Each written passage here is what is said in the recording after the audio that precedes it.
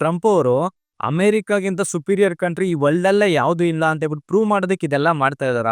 ಯಾಕಂತ ಅಂದ್ರೆ world health organisation ಇಂದ ಅಮೆರಿಕ ಪರ್ಮನೆಂಟ್ ಮೆಂಬರ್ಶಿಪ್ ನ ಕ್ಯಾನ್ಸಲ್ ಮಾಡ್ಕೊಂಡು ಎಕ್ಸಿಟ್ ಆಗಿದ್ದಾರೆ. ಅದಕ್ಕೆ ಕೊಡ್ತಾ ಇರೋ ರೀಸನ್ ಬಂದು ಕೋವಿಡ್-19 ಬಂದಾಗ ವರ್ಲ್ಡ್ ಹೆಲ್ತ್ ಆರ್ಗನೈಸೇಷನ್ ಕಡೆಯಿಂದ ಕ್ಲೀನ್ ಆಗಿ ಆಪರೇಷನ್ಸ್ ನ ಮ್ಯಾನೇಜ್ ಮಾಡಕ್ ಆಗಿಲ್ಲ, ಅದರಲ್ಲಿ ಅವರು ಫೈಲ್ಯೂರ್ ಆದ್ರು ಅಂತ.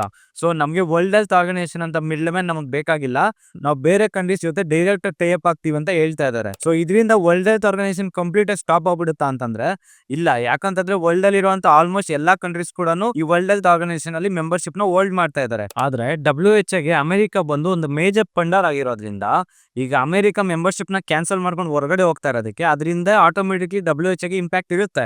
ಯಾಕಂತಂದ್ರೆ ಅಲ್ಲಿ ಕೆಲಸ ಮಾಡುವಂತ ಮೆಡಿಕಲ್ ಎಕ್ಸ್ಪರ್ಟ್ಸ್ ತುಂಬಾ ಜನ US ಕಡೆಯವರು.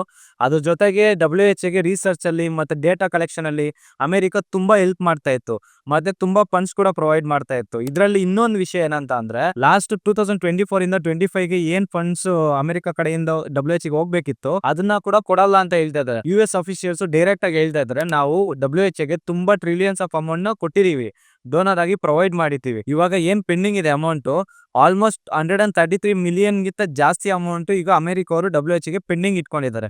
ಸೊ ನಾವ್ ಅದನ್ನ ಪೇ ಮಾಡಲ್ಲ ಅಂತ US ಅಫಿಷಿಯಲ್ಸ್ ಹೇಳ್ತಾ ಇದ್ದಾರೆ. ಸೊ ಹಾಗಾದ್ರೆ ಅಮೆರಿಕ ನಮ್ಮಂತ ಸುಪೀರಿಯರ್ ಕಂಟ್ರಿ ಒಳ್ಳೆಲ್ಲ ಯಾವ್ದು ಇಲ್ಲ ಅಂತ ಪ್ರೂವ್ ಮಾಡೋದಕ್ಕೋಸ್ಕರ ಈ ತರ ಸ್ಟೆಪ್ಸ್ ಎಲ್ಲ ತಗೋತಾ ಇದಾರೆ. ಇದ್ರಲ್ಲಿ ಇನ್ನೊಂದು ವಿಷಯ ಏನಂತಂದ್ರೆ ಟ್ರಂಪ್ ತಗೊಂತಾರ ಡಿಸಿಷನ್ಸ್ ಮತ್ತೆ ಆಕ್ಷನ್ಸ್ ಇಂದ ಸ್ಟಾಕ್ ಮಾರ್ಕೆಟ್ಸ್ ತುಂಬಾ ಮ್ಯಾನಿಪುಲೇಟ್ ಆಗ್ತಾ ಇದೆ. ಇವ್ರು ಕೊಡೋ ಒಂದು ಸ್ಟೇಟ್ಮೆಂಟ್ ಇಂದ ರ್ಯಾಲಿ ಆಗುತ್ತೆ, ಇವ್ರು ಕೊಡೋ ಒಂದು ಸ್ಟೇಟ್ಮೆಂಟ್ ಇಂದ ಮತ್ತೆ ಫಾಲ್ ಆಗುತ್ತೆ.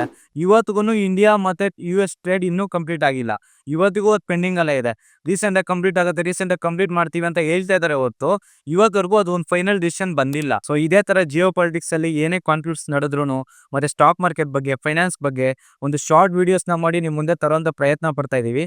ಸೊ ನಿಮ್ ಕಂಟೆಂಟ್ ಏನಾದ್ರು ಇಷ್ಟ ಆದ್ರೆ ಪೇಜ್ ನ ಕೂಡ ಒಂದ್ಸಲಿ ವಿಸಿಟ್ ಮಾಡಿ, ನಮ್ ಕಂಟೆಂಟ್ ಇಷ್ಟ ಆದ್ರೆ ತಪ್ಪದೆ ನಮ್ ಚಾನಲ್ ನ ಫಾಲೋ ಮಾಡಿ, ಮತ್ತೆ ನಿಮ್ ಫ್ರೆಂಡ್ಸ್ ಅಂಡ್ ಫ್ಯಾಮಿಲೀಸ್ ಕೂಡ ನಮ್ ಚಾನಲ್ ಬಗ್ಗೆ ತಿಳಿಸಿ, ಅವರು ಕೂಡ ಫಾಲೋ ಮಾಡ್ಕೊಳ್ಳೋದಕ್ಕೆ ಹೇಳಿ.